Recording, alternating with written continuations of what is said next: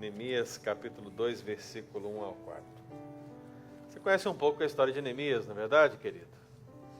Sabe que Neemias era copeiro do rei Artaxerxes, rei persa, que ficou profundamente comovido com a situação do seu país, com a situação dos seus irmãos, após os exílios que estiveram sobre o povo de Deus. E aqui no versículo 1 ao versículo 4, do capítulo 2, se diz assim: No mês de Nissan, no ano 20º do rei Artaxerxes, uma vez posto o vinho diante dele, eu o tomei para oferecer e lhe o dei.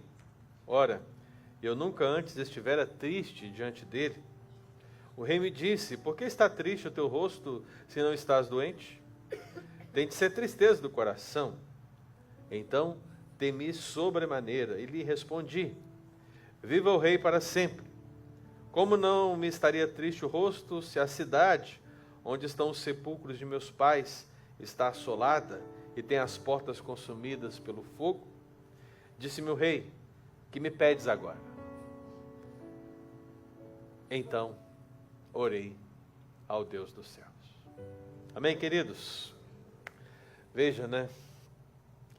Lá no século V antes de Cristo, 2.500 anos atrás, alguém estava triste.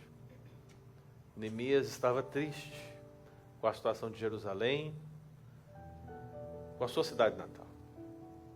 Aquilo estava pesando-lhe o seu coração. E pesou de tal maneira que acabou influenciando o seu trabalho.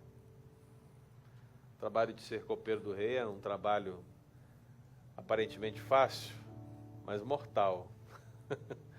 Ele devia ali preparar e estar em contato com a comida do rei, o vinho do rei, e prová-los.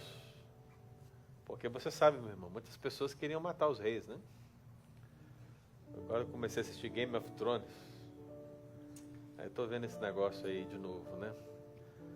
As pessoas querem matar os reis, as conspirações, essas coisas.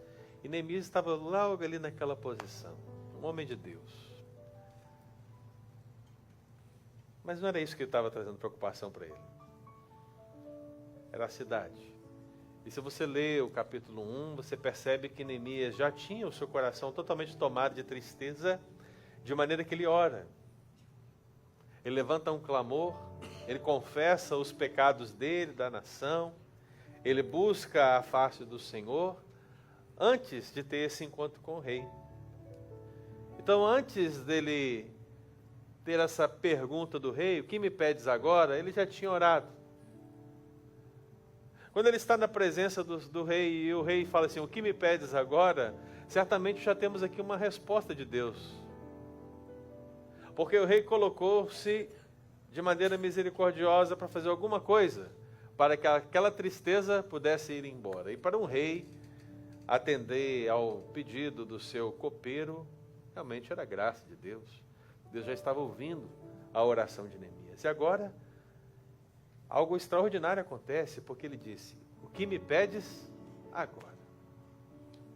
Olha, o que você pediria para um rei, um dos reis mais poderosos de 2.500 anos atrás, com o seu coração entristecido? Talvez você pedisse ouro, riquezas, talvez você pedisse férias. Eu quero tirar umas férias na ilha de Creta, né?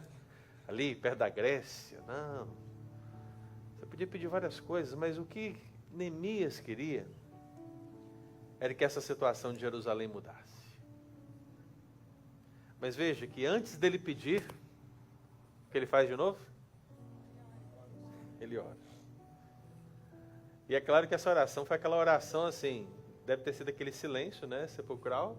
Estou aqui imaginando, porque logo a seguir ele começa a expor a situação. Então o rei pergunta: o que me pedes agora? E aí você dá aquele: e agora o que eu farei? E agora o que eu farei? E agora o que eu farei? O que direi? O que pedirei? Não, Neemias simplesmente orou ao Deus do céu. Certamente pediu: Deus, dá-me a palavra correta, dá-me a direção correta, o pedido correto diante do rei. E nessa oração Deus o abençoou. Então, meu querido, eu queria que nós, nesse momento, apresentássemos diante do Rei dos Reis, a nossa petição, a nossa oração. E nós vamos orar.